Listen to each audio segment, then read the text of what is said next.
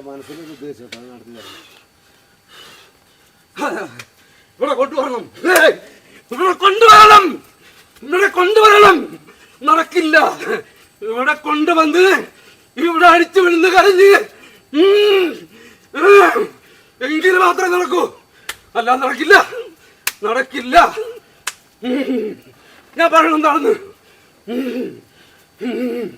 പറഞ്ഞില്ലേ? മനസ്സിലായില്ലേ? നീ വെട്ടാക്കണോ? എനിക്ക് ചേട്ടൻ്റെ ആപത്തും ദുരിതമൊക്കെ മാറ്റി തരണേ. തീർന്ന്, എനിക്കത് മാത്രമേ ഉള്ളൂ. തീർന്ന്. എൻ്റെ മക്കളെ എല്ലാവരും എൻ്റെ കുടുംബത്തെ എല്ലാം ഇത് ദോഷം മാറ്റി തന്നാൽ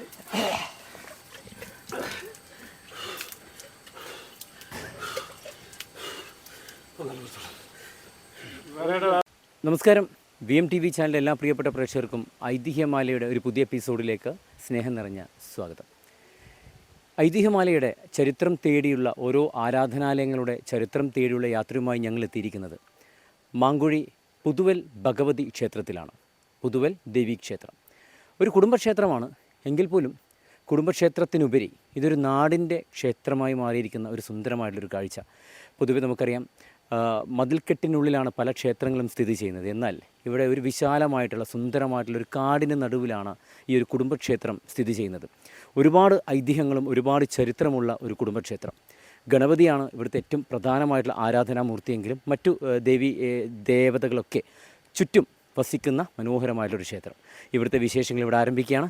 ഒരിക്കൽ കൂടി എല്ലാ പ്രിയപ്പെട്ട പ്രേക്ഷകർക്കും ഐതിഹ്യമാലയിലേക്ക് സ്നേഹം നിറഞ്ഞ സ്വാഗതം. എന്തുകൊണ്ടും പ്രാധാന്യം അറിയിക്കുന്ന ഒരു സുന്ദരമായിട്ടുള്ളൊരു ക്ഷേത്രം, ഒരുപാട് ഭക്തജനങ്ങൾ എത്തുന്ന ഒരു സുന്ദരമായിട്ടുള്ള ക്ഷേത്രം. മാങ്കുഴി പുതുവൽ ദേവീക്ഷേത്രത്തിലാണ് ഇന്നത്തെ ഐതിഹ്യമാലയുമായിട്ട് ഞങ്ങൾ എത്തിയിരിക്കുന്നത്. ഈ ക്ഷേത്രത്തിന് ഈ ഒരു ഐതിഹ്യം, ഈ ക്ഷേത്രവുമായി ബന്ധപ്പെട്ടുള്ള ഐതിഹ്യം എന്ന് പറയുന്നത് പറഞ്ഞ് തീരുന്നതിനപ്പുറത്താണ്. അത്രമാത്രം ഐതിഹ്യങ്ങളുടെ ഒരു കൂടാരമാണ് ഈ ഒരു ക്ഷേത്രം. തീർച്ചയായിട്ടും ഇതിൻ്റെ കുറച്ച് ഭാഗങ്ങൾ, ഈ ക്ഷേത്രവുമായി ബന്ധപ്പെട്ടുള്ള പ്രധാനപ്പെട്ട കാര്യങ്ങൾ പ്രേക്ഷകരിലേക്ക് ഞങ്ങൾ എത്തിക്കണം. നമസ്കാരം. എത്ര വർഷം മുമ്പ് ആണ് ഈ ഒരു ക്ഷേത്രത്തിൻ്റെ ഒരു പിറവി എന്ന് ചോദിച്ചു കഴിഞ്ഞാൽ ഇപ്പോഴും ഒരു സംശയമാണ്. ഒറ്റവാക്കി പറഞ്ഞാൽ എനിക്ക് 61 വയസ്സായി. 61 വയസ്സായി. 10 വയസ്സായപ്പോഴേ ഇത് അറിയാൻ തുടങ്ങിയതാണ്. അപ്പോഴേ ഇതിങ്ങനെ നടന്നു വരുന്ന ക്ഷേത്രമാണ്. അപ്പോൾ അതിന് മുന്നേ ഉണ്ടാവും. ഓക്കെ. ഇതിൻ്റെ ഐതിഹ്യം എന്താണ്? യഥാർത്ഥത്തിൽ ഇതിൻ്റെ ഐതിഹ്യമാണ് ഇവിടുത്തെ പ്രതിഷ്ഠ, അതിനെക്കുറിച്ചൊന്ന് പറയാം. ഇവിടുത്തെ പ്രതിഷ്ഠ എന്ന് പറയുമ്പോഴത്തേക്ക് ഗണപതിയായിരുന്നു പ്രധാനമായും. എൻ്റെ അച്ഛൻ ചെറുപ്പത്തിലേ എന്ന് പറയാം, ചെറുപ്പത്തിലെ അച്ഛൻ്റെ അപ്പൂപ്പൻ ഒരു സ്ഥലത്ത് ഇത് വെച്ച് കൊടുത്തുകൊണ്ട് നിന്നതാണ്. അപ്പൂപ്പൻ വയസ്സായി, പിന്നെ പറ്റൂല എന്ന് കണ്ടപ്പോഴത്തേക്കും അച്ഛനെ വിളിച്ച് ഒരു അടയ്ക്കാക്കുരുവിൻ്റെ അത്രയുള്ള ഒരു ഗണപതിയുടെ ഗണപതി പോലെ ഇരിക്കും ഒരു കുഞ്ഞു വിഗ്രഹം കൊടുക്കുന്നു. അത് ഒരു വെറ്റിലയിൽ പൊതിഞ്ഞ് മുന്തിയിൽ വെച്ച് ഈ സ്ഥാനം കണ്ട് ഇവിടെ കൊണ്ട് വെച്ചതാണ് ഈ ഗണപതി വിഗ്രഹം. ഇന്ന് ഇത്ര വളർന്നിരിക്കുന്നത് ഇത്. അതിനുശേഷം അച്ഛൻ ഇവിടെ വർഷത്തിലൊരിക്കൽ കാർത്തികയ്ക്ക് പിന്നെ 3 തീര ഉത്തരാടപ്പെടുക്ക ഇങ്ങനെ വർഷത്തിൽ 3 തീര കൊടുക്കുമായിരുന്നു. അതിനുശേഷം അച്ഛൻ്റെ മരണശേഷം മൂത്ത ചേഷ്ടനായി. ജ്യേഷ്ഠൻ്റെ മരണശേഷം ഇപ്പം ഈ ചേട്ടൻ ഞങ്ങൾ ഉൾപ്പെടെ അച്ഛൻ്റെ ചേഴാറും എല്ലാവരും കൂടെ, ഈ കുടുംബത്തിലുള്ള എല്ലാവരും കൂടെ,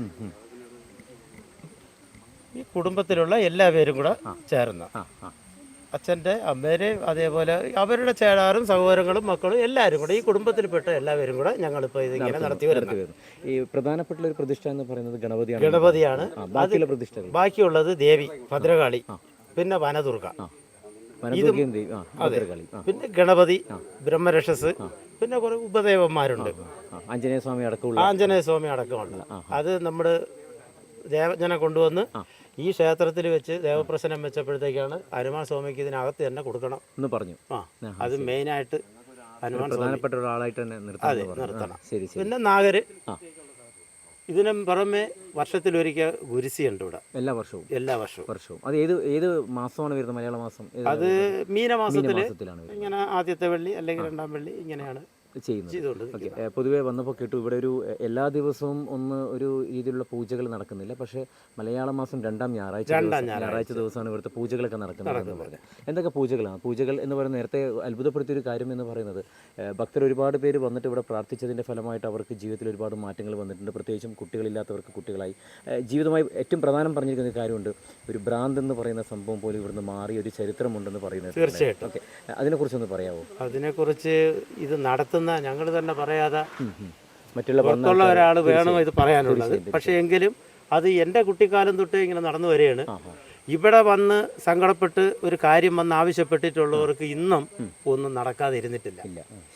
വിദേശത്ത് നിന്നവർക്കായാലും സ്വദേശത്തുള്ളവരായാലും അവർക്ക് ഇന്ന കാര്യം നടത്തി തന്നാൽ ഞാൻ ഇന്നേ ചെയ്തേക്കാം ഇവിടെ അമ്മയ്ക്ക് അല്ലെങ്കിൽ എൻ്റെ ഭഗവാന് എന്ന് പറഞ്ഞു കഴിഞ്ഞാൽ അതിന് വേണ്ടുന്ന കാര്യം ഇന്നതാണ് എന്ന് പറയുമ്പോൾ അത് ചെയ്തു കഴിഞ്ഞാൽ അത് നടന്നിട്ടുണ്ട് ഇന്ന് വരെ. ഈ അമ്മയ്ക്കുള്ള യഥാർത്ഥത്തിലൊരു വഴിപാടെന്ന് പറയുന്നത് പൊങ്കാല തന്നെയാണോ? ഇവിടെ ഉത്സവത്തിനായാലും മാസവിളക്ക് എല്ലാ മാസം മലയാളം രണ്ടാം ഞായറാഴ്ച അന്നും ഇവിടെ പൊങ്കാലായിട്ട് അതാണ് മെയിനായിട്ടുള്ള നേദ്യം. പിന്നെ ഭക്തജനങ്ങൾ ഒരുപാട് വരുന്നുണ്ട് പൊങ്കാല ഇടാൻ വേണ്ടിയിട്ട്. ഈ വിളക്കിൻ്റെ അന്നല്ല എല്ലാ മാസവും വരുന്നുണ്ട്. ഇല്ലാതെ എനിക്ക് ഇന്നപ്പോഴും പൊങ്കാല ഇടണമെന്ന് പറഞ്ഞാൽ ഇവിടെ വന്ന് അമ്പലം തുറന്നു കൊടുക്കും. ക്ഷേത്രത്തെക്കുറിച്ച് അറിഞ്ഞു വരാൻ തുടങ്ങി. അതെ, അറിഞ്ഞ് ദൂരത്തൊക്കെ വരാൻ. ഇതിപ്പോഴല്ല, ഇത് മുന്നേ. ഇപ്പം എന്നാൽ ഇത്തിരി കുറവെന്ന് വേണം പറയാനുള്ളൂ. ആദ്യം ഇങ്ങനെയല്ല.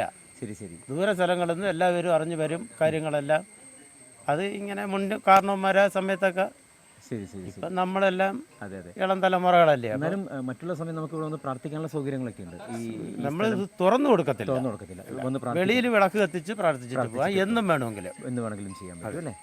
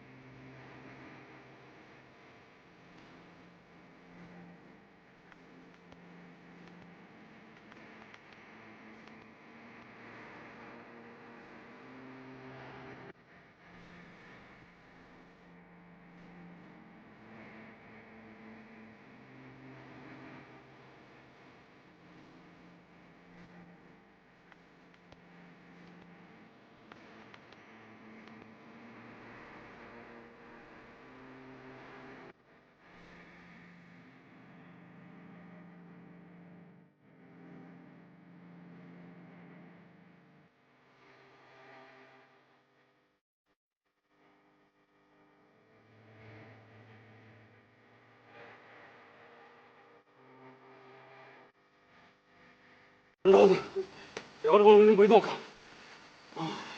ഇവിടെ തീരാത്തൊന്നുമില്ല.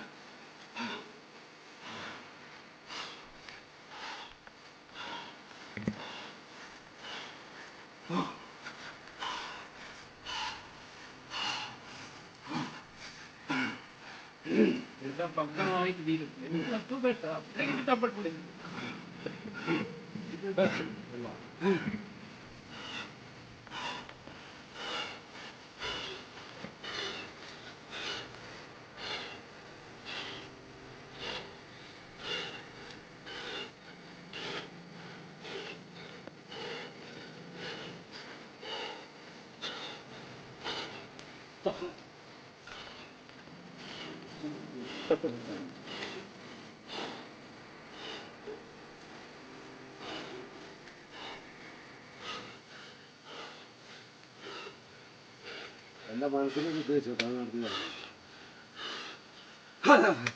ഇവിടെ കൊണ്ടുവരണം. ഇവിടെ കൊണ്ടുവരണം. ഇവിടെ കൊണ്ടുവരണം. നടക്കില്ല. ഇവിടെ കൊണ്ടുവന്ന് ഇവിടെ അടിച്ചു വീണ് കരഞ്ഞ് എങ്കിലും മാത്രമേ നടക്കൂ. അല്ലാതെ നടക്കില്ല. നടക്കില്ല. ഞാൻ പറയണം എന്താണെന്ന് പറഞ്ഞില്ലേ? മനസ്സിലായില്ലേ? നീ വെട്ടാക്കണോ? എനിക്ക് എന്റെ ചേട്ടൻ്റെ ആവശ്യം തിരിച്ചൊക്കെ മാറ്റി തരണേ. തീർന്നു. എനിക്ക് അത് മാത്രമേ ഉള്ളൂ. തീർന്നു. എന്റെ എന്റെ മക്കളെ എല്ലാവരും എന്റെ കുടുംബത്തെ എല്ലാം ഇത് ദോഷം മാറ്റി തന്നത്.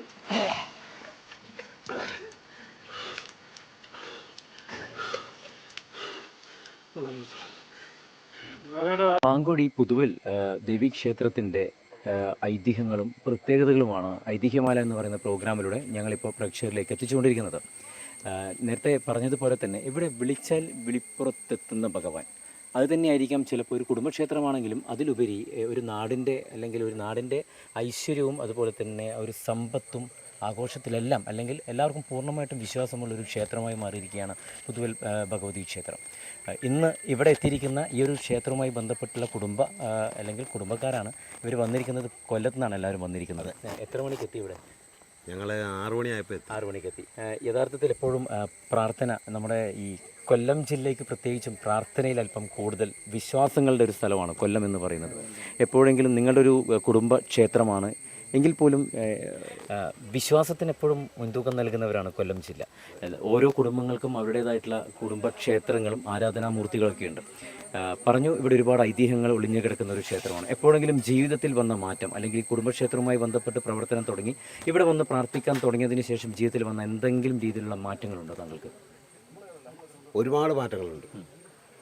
ഞാൻ ഇവിടെ ജനിച്ച് വളർന്നവനാണ്. ഇവിടെ തന്നെയാണ്. ഇത് ഞങ്ങളെ മണ്ണാണ്. ഇവിടെ ഇതിന് മുമ്പുള്ള തലമുറക്കാരെല്ലാം ഭയങ്കര ആരാധനയും കാര്യങ്ങളും ഒക്കെ ആയിരുന്നു. ഞങ്ങൾ കൊച്ചുനാളിൽ ഇവിടെ വന്ന് ഭയങ്കര ഭക്തി. ഞങ്ങളുടെ ഈ പൊടിമോൻ്റെയൊക്കെ പ്രായമുള്ള ഞങ്ങളെ ഒരു മച്ചമ്പി ഇവിടെ ഇപ്പം ജീവിച്ചിരിപ്പില്ല.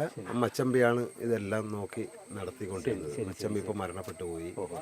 അതിനുശേഷം പിന്നെ മച്ചമ്പീര അനിയന്മാർ ഇത് നടത്തിക്കൊണ്ടുവന്നത്. ഞങ്ങൾ ഇത്തിരി ദൂരെ ആയതുകൊണ്ട് ഞങ്ങൾക്ക് എല്ലാ മാസവും വന്ന് പോകാനുള്ളൊരു ബുദ്ധിമുട്ട് ഉണ്ടായി. പക്ഷേ ഞങ്ങൾക്ക് ചടങ്ങുകൾ നടക്കുമ്പോഴെല്ലാം ഞങ്ങൾ കഴിയുന്ന പങ്കുചേരാം. പിന്നെ ഞങ്ങൾക്ക് ഇപ്പം ബുദ്ധിമുട്ടെന്ന് പറഞ്ഞാൽ ഒരു ബുദ്ധിമുട്ടും ഇല്ല. ഞങ്ങൾ ഇവിടുന്ന് പോയെങ്കിലും ഞങ്ങൾക്ക് ഒരു ബുദ്ധിമുട്ടും ഞങ്ങൾക്ക് ഇതുവരെയും സംഭവിച്ചിട്ടില്ല. ആപത്തുകൾ എന്ത് വന്നാലും ശരി അത് തട്ടിമാറി പോകുന്നുണ്ട്. ഇവിടെ ഇപ്പോൾ വന്നപ്പോൾ തന്നെ ഈ പൊങ്കാല സമർപ്പണം, ദേവിക്ക് പൊങ്കാല സമർപ്പണം, പ്രത്യേകിച്ചും തിരുവനന്തപുരം ജില്ലയിൽ ഏറ്റവും പ്രാധാന്യമുള്ള ഒന്നാണ് ഈ പൊങ്കാല സമർപ്പണം എന്ന് പറഞ്ഞാൽ. എന്തുകൊണ്ട് പൊങ്കാല സമർപ്പിച്ചു എന്നുള്ളതല്ല, ജീവിതത്തിൽ അല്ലെങ്കിൽ എപ്പോഴെങ്കിലും പ്രാർത്ഥിച്ചതിൻ്റെ അല്ലെങ്കിൽ ആ പ്രാർത്ഥിച്ചതിൻ്റെ ഫലമായിട്ടാണോ പൊങ്കാല സമർപ്പിക്കാൻ വന്നിരിക്കുന്നത് നിങ്ങളെല്ലാവരും? അല്ല, ഞങ്ങൾ ഓരോ കുടുംബക്കാർ ഓരോ മാസങ്ങൾ ഇവിടെ പൊങ്കാല നടക്കാറുണ്ട്. ഇന്നിപ്പോൾ ഞങ്ങളെ കുടുംബം വരുന്നു ഇന്നത്തെ ദിവസം പൊങ്കാല ഒരു മാസത്തിൽ. അപ്പോൾ ഇങ്ങനെ റൗണ്ട് ചെയ്ത് ഇങ്ങനെ വന്നുകൊണ്ടിരിക്കും. മാറ്റങ്ങൾ ഞങ്ങൾ 3-4 മാസത്തിന് മുന്നേ ഇത് നിശ്ചയിച്ചൊരു കാര്യമാണ്. അപ്പോൾ ഈ മഴയുടെ ഇതായതുകൊണ്ട് ഞങ്ങൾക്കത് പറ്റാതെ വന്നു. അപ്പം ഇപ്പം ഞങ്ങൾ ഇത് ഒരു മാറ്റം വേണ്ട, എന്ത് മഴയായാലും ശരി ഞങ്ങളിത് ചെയ്യും എന്നുള്ളൊരു ഉറപ്പിലാണ് വന്നത്. പക്ഷേ ദോഷങ്ങളും ഉണ്ടായിക്കൊണ്ടിരിക്കുകയാണ്. മാറ്റി ഈ സമയം മാറുന്നതനുസരിച്ച് 2 മാസം കൊണ്ട് ഇത് മാറ്റിക്കൊണ്ടിരുന്നത്, അതിനൊക്കെ ദോഷങ്ങളും ഉണ്ടായി. ശരി ശരി ശരി ശരി. അപ്പോൾ ഇനിയിപ്പോൾ എന്തായാലും അത് മാറ്റുന്നില്ല എന്ന് വിചാരിച്ച് ഞങ്ങൾ ഇത് ചെയ്തുകൊണ്ടിരിക്കുകയാണ്. ഈ ക്ഷേത്രം പൊതുവെ നമുക്കറിയാം എപ്പോഴും മതിൽക്കെട്ടിനുള്ളിൽ ഉണ്ടാകുന്ന ഒരു രൂപത്തിലുണ്ടാവും പൊതുവെ. ഇവിടെ എന്ന് പറഞ്ഞാൽ തുറന്നിട്ടതുപോലെ നല്ല ശുദ്ധമായി കയറുന്ന രീതിയിൽ ഒരു കാടിൻ്റെ നടുവിലാണ് ഇതിൻ്റെ ഒരു സ്ഥാനം വരുന്നത്. അതങ്ങനെ തന്നെ നിലനിർത്തണം എന്ന് തന്നെയാണ് കുടുംബത്തിൻ്റെ. ഇവിടെ മേൽക്കൂരയൊന്നും ചെയ്യാൻ പാടില്ല. ഐതിഹ്യം പറയുന്നത് പിന്നെ ഇവിടെ പ്രശ്നം വെച്ച് നോക്കിയപ്പോഴും പറയുന്നത് ഇവിടെ ആരൂഢത്തിൻ്റെ ആവശ്യമില്ല. ആരൂഢത്തിൻ്റെ ആവശ്യമില്ല. വനദേവതയൊക്കെ നിൽക്കുന്നത് കൊണ്ടാണ് നിൽക്കുന്നത് കൊണ്ട് ഇങ്ങനെ പോയാൽ മതി. പിന്നെ നിങ്ങൾക്ക് അത്യാവശ്യം മറ്റ് വികസന പ്രവർത്തനങ്ങൾ എന്തെങ്കിലും വേണമെങ്കിൽ ചെയ്യാം. അല്ലാതെ ഇതിന് ആരൂഢങ്ങളോ മറ്റ് സംവിധാനങ്ങളോ തൽക്കാലം വേണ്ട എന്നുള്ളതാണ് ജ്യോത്സ്യന്മാർ വന്ന് നോക്കിയപ്പോഴും മറ്റൊക്കെ പറഞ്ഞത്. പിന്നെ ഞങ്ങളുടെ അമ്മയെല്ലാം ഇവിടെ ജനിച്ച് വളർന്നവരാണ്. തലമുറ വരുമ്പോൾ ചിലപ്പോൾ മാറും. ഞങ്ങളവിടെ അവിടുത്തെ ഒരു തിരുമേനി വിളിച്ച് നോക്കി, തിരുമേനിക്ക് ഇങ്ങനെ ഒരു ക്ഷേത്രം ഉണ്ടെന്നോ കാര്യങ്ങളുണ്ടെന്നോ ഒന്നും അറിയത്തില്ല. പുള്ളി തീർച്ചയായിട്ടും പറയുന്ന കാര്യങ്ങൾ മൊത്തം ഇവിടുത്തെ കാര്യങ്ങളാണ് പറയുന്നത്. ഇവിടുത്തെ കാര്യങ്ങൾ വർഷങ്ങൾക്ക് മുമ്പുള്ള കാര്യങ്ങൾ, ഇവിടെ ആദ്യം വന്ന ചിലമ്പ് അങ്ങനെ ഇങ്ങനെയുള്ള കാര്യങ്ങൾ പുള്ളി പറയുക ഞങ്ങളുടെ വീട്ടിൽ വെച്ച് തന്നെ. കാരണം കൊല്ലത്തുള്ളൊരു തിരുമേനിക്ക് ഇങ്ങനെ ഒരു ക്ഷേത്രം ഇവിടെ ഉണ്ടെന്നുള്ള കാര്യം ഒരിക്കലും അറിയാൻ പറ്റില്ല. ഒരിക്കലുമില്ല. ഈ ഇവിടെ ഉത്സവത്തിനൊക്കെ അങ്ങനെ വരാറുണ്ടോ? ഈ ഇങ്ങനെ പ്രത്യേകിച്ചും ഈ വർഷാവർഷം നടക്കുന്ന ഉത്സവങ്ങളൊക്കെ പങ്കുചേരാറുണ്ട്, അമ്മമാരൊക്കെ വരാറുണ്ട്. ഇതിന് മുന്നേ പൊങ്കാല സമർപ്പിച്ചിട്ടുണ്ടോ ഇവിടെ? ആദ്യത്തെ എന്താണ് ഒരു അനുഭവം? എന്താണ് ഇവിടെ വന്നപ്പോൾ ഉണ്ടാവുക ഒരു പ്രതീതി? എന്താണ്? മനസ്സിന് നല്ല ഒരു സന്തോഷമുണ്ടല്ലേ? എല്ലാ പ്രശ്നങ്ങളൊക്കെ മാറും അല്ലേ? അല്ലേ അമ്മ? മാറണം അല്ലേ? മാറട്ടെ അല്ലേ? എപ്പോഴും ഈ പൊതുവെ നമ്മൾ മറ്റു ക്ഷേത്രങ്ങളിൽ പോകുന്നതിനേക്കാൾ ജ്യോത്സ്യന്മാർ പറയുന്നുണ്ട്, ആദ്യം കുടുംബക്ഷേത്രത്തിലുള്ള ആരാധനാമൂർത്തിയെ ആരാധിക്കുക, അതിലൂടെയാണ് നമുക്ക് വിജയം ഉണ്ടാകുന്നത് അല്ലേ? അപ്പോൾ തീർച്ചയായിട്ടും ഇത്രയും ദൂരത്തുനിന്ന് എല്ലാ മാസം ഇവർക്ക് വരാനുള്ളൊരു ബുദ്ധിമുട്ട്. കൊല്ലത്ത് എവിടെയാണ് യഥാർത്ഥത്തിൽ? കാണുന്നല്ലോ. ശരി. അപ്പോൾ ഇത്രയും ദൂരത്തുനിന്ന് വരാനുള്ള കാലാവസ്ഥാ പ്രശ്നങ്ങളൊക്കെ ഉണ്ടെങ്കിൽ എടുത്തു പറഞ്ഞൊരു കാര്യമുണ്ട്, ഇത് മാറ്റങ്ങൾ ഓരോ മാസം മാറിക്കൊണ്ടിരിക്കുന്നതോടൊപ്പം നിങ്ങൾക്ക് ഒരുപാട് ദോഷങ്ങളും വന്നിട്ടുണ്ടായിരുന്നു അല്ലേ? അരിയരും ശിവപരും ഇവരുടെ മുറക്കൊരു പോരാട്ടം ജീവിച്ചിരിക്കുമെങ്കിൽ അദ്ദേഹത്തിനോട് വിളിച്ചിറക്കുകയും ചെയ്യും. അമ്പലം ഇപ്പോഴും കുറച്ചുകൂടെ അഭിവൃദ്ധിയായിട്ട് പോകും. തീർച്ചയായിട്ടും ഞങ്ങളെ കൊണ്ട് ഒക്കുന്ന ലെവലിലെല്ലാം ഇവിടെ ചെയ്തിട്ടുണ്ട്. പറ്റും. ഓക്കെ. ഈ കൂടുതലും ആവശ്യങ്ങൾ അല്ലെങ്കിൽ പ്രാർത്ഥനയുമായി ബന്ധപ്പെട്ട് ഏത് രീതിയിലുള്ള പ്രാർത്ഥനയുമായി ബന്ധപ്പെട്ടാണ് ഇവിടെ ആൾക്കാർ കൂടുതലും ദൂരത്തുനിന്നൊക്കെ വരുന്നത്? ഇവിടെ കൂടുതലും ദൂരത്തുനിന്ന് വരുന്നതെന്ന് പറയുമ്പോഴത്തേക്ക് ഒന്ന് ഈ കുട്ടികളില്ലാത്ത ആൾക്കാർ ഒരുപാട് പേര് ഇവിടെ വരുന്നുണ്ട്. അതുപോലെ തന്നെ പിന്നെ കുടുംബത്തിനകത്ത് ഈ ഒരുപാട് ദോഷങ്ങളും കാര്യങ്ങളൊക്കെ അങ്ങനെ വരണം. അപ്പോൾ ഓരോ ജ്യോതിഷന്മാരുടെ അടുത്ത് പോകുമ്പോഴത്തേക്ക് അവർ ഓരോ പൂജകൾ പറയും. അതൊക്കെ ഏതാണ്ട് 1 ലക്ഷം മുതൽ 50,000 രൂപയൊക്കെ ചിലവുള്ള പൂജകളാണ് വരുന്നത്. അപ്പോൾ അങ്ങനെയുള്ള പൂജ വരുന്ന അവർ ഇവിടെ വന്നു കഴിഞ്ഞാൽ അതൊരു 10,000 രൂപയിൽ അതേ ശക്തിയോടുകൂടി എന്താണോ ആ ജ്യോതിഷം അവരോട് പറഞ്ഞേക്കുന്നത് അതിവിടെ തീരും. അത് നമുക്കിവിടെ ഒരുപാട് അനുഭവങ്ങളുള്ളതാണ്. ഒരുപാട് ആൾക്കാർ നമുക്ക് അങ്ങനെ ഇവിടെ വന്ന് നമ്മളത് പറയുന്നുണ്ട്. കൂടുതലും ഈ കുട്ടികളില്ലാത്തവരുമായി കൂടുതലും അങ്ങനെയുള്ളവരാണ്. അതുപോലെ ഈ അസുഖങ്ങൾ അപ്പം അങ്ങനെയൊക്കെ ഉള്ള ആൾക്കാരോട് അവർക്കെല്ലാം അതുകൊണ്ട് ഒരുപാട് ആശ്വാസം ഉണ്ടാവുന്നുണ്ട്. ഈ ക്ഷേത്രത്തിന് ഇങ്ങനെ പരിപാലിക്കുന്നതുമായി ബന്ധപ്പെട്ട് കുടുംബത്തിൽ ഒരുപാട് മാറ്റങ്ങൾ വന്നിട്ടുണ്ട്. കുടുംബത്തിനകത്ത് നമ്മൾ ഇവിടെ ഇപ്പോൾ ഒരു ദേവപ്രശ്നം നടന്നിരുന്നു. അപ്പോൾ അതിന് മുൻപ് വരെയും ഒരുപാട് അനർത്ഥങ്ങൾ കുടുംബത്തിനകത്ത് പലരും ഉണ്ടായിരുന്നു. പക്ഷേ ഇപ്പോൾ അതിനുശേഷം ദേവപ്രശ്നമെല്ലാം കഴിഞ്ഞ് അഭിവൃദ്ധിയിലേക്ക് മാറി ദേവന്മാരെല്ലാം നല്ല ശക്തിയോടുകൂടി എല്ലാ സന്തോഷത്തിലാണ്, നല്ല രീതിയിലാണ് പോകുന്നത്. ക്ഷേത്രത്തിൻ്റെ ഖജാൻജി മാറ്റങ്ങൾ കൊണ്ടുവരണം, അല്ലെങ്കിൽ കാലം മാറുന്നതനുസരിച്ച് നമ്മുടെ ക്ഷേത്രങ്ങളിലും പ്രാർത്ഥനയിലൊക്കെ ഒരുപാട് മാറ്റങ്ങൾ കൊണ്ടുവരണം. പറഞ്ഞു ഒരു മേൽക്കൂര എന്ന് പറയുന്നൊരു സമ്പ്രദായം ഇവിടെ പറ്റില്ല എന്ന് പറഞ്ഞിട്ടുണ്ടായിരുന്നു. ഇവിടെ ഈ ക്ഷേത്രവുമായി ബന്ധപ്പെട്ട ആഘോഷങ്ങളൊക്കെ നടക്കുമ്പോൾ കുടുംബത്തിൽ നിന്നുള്ള സാമ്പത്തികമായിട്ടുള്ളത് മാത്രമാണോ, അല്ലെങ്കിൽ പുറത്ത് നിന്ന് വരുന്ന സാമ്പത്തികമായിട്ടുള്ള കാര്യങ്ങൾ നമ്മൾ സ്വീകരിക്കാറുണ്ടോ? നമ്മളിപ്പം ഇവിടെ ദേവപ്രശ്നം വെച്ചപ്പോൾ അവരൊരു ചാർത്ത് തന്നിട്ടുണ്ട്. അതായത് ഭദ്ര ഭഗവതിക്ക് ആലയം ആവാം, ദുർഗയ്ക്ക് വേണ്ട പോലെ അത് ദുർഗയ്ക്ക് പ്രത്യേക തരത്തിലാണ് കിട്ടുന്നത്, മേൽക്കൂരയില്ലാതെ. അതുപോലെ നമ്മൾ കുടുംബക്കാർ മാത്രമേ ക്യാഷ് ചിലവാക്കുന്നുള്ളൂ, പുറത്തുനിന്ന് ആരെയും ക്യാഷ് സ്വീകരിക്കാത്തതാണ്. ശരി ശരി. അല്ല, ഇനി എല്ലാവരും ഉൾപ്പെടുത്തും.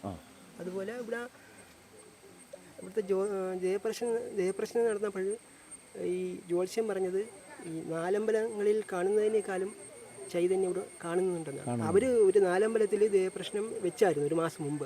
പക്ഷെ ആ 4 അമ്പലത്തിൽ ഉള്ളതിനേക്കാളും ചൈതന്യം ഈ നമ്മളിവിടെ വൈദിക പ്രകാരമുള്ള മന്ത്രജപങ്ങളൊന്നുമില്ല. പക്ഷേ ആ നാലമ്പലത്തിൽ കാണുന്നതിനേക്കാളും ഒരു ചൈതന്യം അവർ പറഞ്ഞതെന്ന് പറഞ്ഞാൽ ഈ 60 ഡിഗ്രി എല്ലാ ക്ഷേത്രങ്ങളിലും ഫുൾ എനർജി എന്ന് പറയും. അപ്പം ഇവിടെ 40 ഡിഗ്രി ഒരു കാണിച്ചെന്നാണ് പറഞ്ഞത്. ഞാൻ പറയുന്നത് ശരിയാവുന്നുണ്ടോ എന്തോ, പക്ഷേ എൻ്റെ ഒരു ഓർമ്മയിൽ അതാണ് തങ്ങി നിൽക്കുന്നത്. യഥാർത്ഥത്തിൽ ഇതിൻ്റെ ഒരു എത്ര സ്ഥലത്താണ് ഇത് നിൽക്കുന്ന ക്ഷേത്രം ഇത് യഥാർത്ഥത്തിൽ അതിനൊരു കണക്ക് ഉണ്ടോ? അങ്ങനെ ഇവിടെ നമുക്ക് ഇപ്പോൾ നിലവിൽ നമുക്കൊരു 10 സെൻറ്റിനകത്തേ ഉള്ളു. പക്ഷേ ക്ഷേത്രം അതിൻ്റെ വികസനവുമായി ബന്ധപ്പെട്ട് വരുമ്പോൾ നമ്മളെ ബന്ധുക്കളെയൊക്കെ സമീപിക്കുമ്പോൾ അവർ വിട്ടുതരാൻ തയ്യാറാണ്. യഥാർത്ഥത്തിൽ ഇവിടെയുള്ളതൊക്കെ കുടുംബക്കാരുമായി ഇതിന് ചുറ്റുപാടും ഉള്ളത് ഒട്ടുമുക്കാൽ പേരും കുടുംബക്കാരുമായിട്ടാണ്. വലിയ ബുദ്ധിമുട്ട് നമുക്ക് വരില്ല. ഇനിയിപ്പോൾ നമുക്ക് അത്യാവശ്യം എന്ന് പറയുമ്പോഴത്തേക്ക് അവിടെ നിന്നോട്ട് ഒരു വഴി പ്രധാനമായിട്ട് വേണം. അത്യാവശ്യം പിന്നെ ഒരു കിണറിൻ്റെ നിർമ്മാണം പിന്നെ ആരെങ്കിലും വന്നാൽ നനയാതെ നിൽക്കാനുള്ള ഒരു ചെറിയൊരു മേൽക്കൂര അങ്ങനെ ഒരു സംഭവം ഒക്കെ ചെയ്യും. ഇവിടെ എന്ന് പറയുമ്പോഴത്തേക്ക് മാങ്കുഴി പുതുവൽ ഭഗവതി ക്ഷേത്രം എന്നാണ് പൊതുവേ നമുക്ക് ഈ അമ്പലത്തിന്റെ നാമകരണം.